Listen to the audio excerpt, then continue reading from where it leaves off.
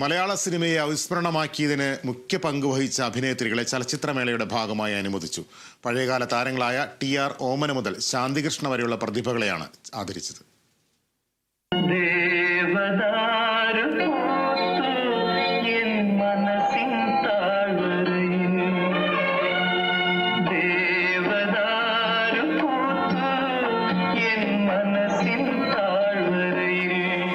മലയാള ചലച്ചിത്ര ലോകത്തെ പഴയകാല സ്മരണകളിൽ നിന്നും ഒഴിച്ചുകൂടാനാകാത്ത അഭിനേത്രികൾ ഒരൊറ്റ വേദിയിൽ ഒത്തുചേർന്നു. പഴയകാല താരങ്ങളായ ടി.ആർ. ഓമന മുതൽ ശാന്തികൃഷ്ണ വരെയുള്ളവർ ചടങ്ങിൽ സന്നിഹിതരായി. മുൻകാല നടിമാരായ രാജശ്രീ, വഞ്ചിയൂർ രാധ, കെ.ആർ. വിജയ, ഹേമ ചൗധരി, മല്ലിക സുകുമാരൻ, റീന, മേനക, ശ്രീലത, ചെമ്പരത്തി ശോഭന, ജലജ, വിധുബാല തുടങ്ങിയവരും ചടങ്ങിൽ പങ്കെടുത്തു. അന്താരാഷ്ട്ര ചലച്ചിത്രമേളയുടെ ഭാഗമായി നടത്തിയ മറക്കില്ലൊരിക്കലും എന്ന പരിപാടിയിലാണ് താരങ്ങളെ ആദരിച്ചത്.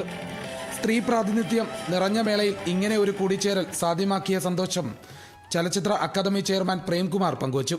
ജീവിതത്തെ പോലും ഒരുപാട് സ്വാധീനിച്ച പ്രചോദനമായിട്ടുള്ള വ്യക്തിത്വങ്ങളാണ്, പ്രതിഭകളാണ് ഇവർ.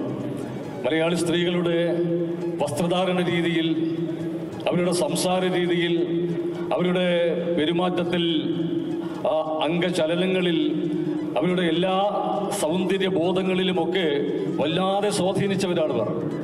ഒരു തലമുറയിലെ സ്ത്രീകൾ മുഴുവൻ അവരുടെ ഒരു ആരാധന പാത്രങ്ങളായി കരുതിയിരുന്നവർ. ഇന്നും നമ്മുടെയൊക്കെ മനസ്സിൽ ഇവരൊക്കെ അങ്ങനെ ഒരു വിഗ്രഹതുല്യമായി നിൽക്കുന്ന വ്യക്തിത്വങ്ങളാണ്.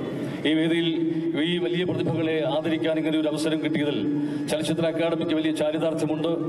മലയാള സിനിമയുടെ ശൈശവകാലം മുതൽ വെള്ളിത്തിരയിലുണ്ടായിരുന്ന താരങ്ങളെ മന്ത്രി സജി ചെറിയാൻ സ്വീകരിച്ചു. ചലച്ചിത്ര കലയിലെ മികവിന് കേരള സർക്കാർ 1969 മുതൽ കേരള സംസ്ഥാന ചലച്ചിത്ര പുരസ്കാരം ഏർപ്പെടുത്തിയിരുന്നു. എങ്കിലും അവാർഡ് കിട്ടാതെ പോയ നിരവധി പ്രതിഭാശാലികൾ മലയാള സിനിമയിലുണ്ട്.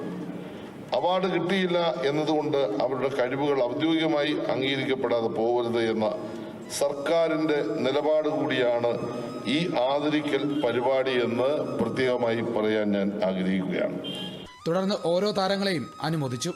1952 പ്രേമലേഖ എന്ന സിനിമയിൽ ബാലതാരമായി അരങ്ങേറിയ ടി.ആർ. ഓമന, ബി.എസ്. സരോജ, എൻ.ജെ. മേരി എന്ന ഓമന എന്നിവർ കഴിഞ്ഞാൽ ഇന്ന് ജീവിച്ചിരിക്കുന്ന മലയാള സിനിമയിലെ ഏറ്റവും മുതിർന്ന അഭിനേത്രിയാണ്.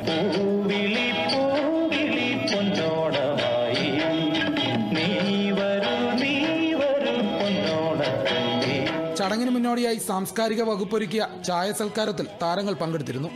മന്ത്രി സജി ചെറിയാനുമായി കൂടിക്കാഴ്ച നടത്തിയ ശേഷം ഒത്തുചേരലിന് അവസരം ലഭിച്ച സന്തോഷവും പങ്കുവച്ചിരുന്നു.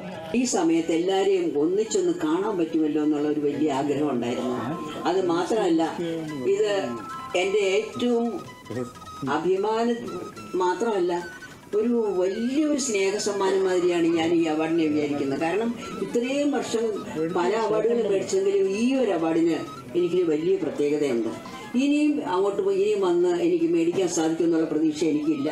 അതുകൊണ്ട് ഈ അവാർഡ് ഞാൻ പൊന്നുപോലെ, അതായത് അത്രയധികം സ്നേഹത്തോടു കൂടി ഞാൻ സ്വീകരിക്കാൻ പോവുകയാണ്.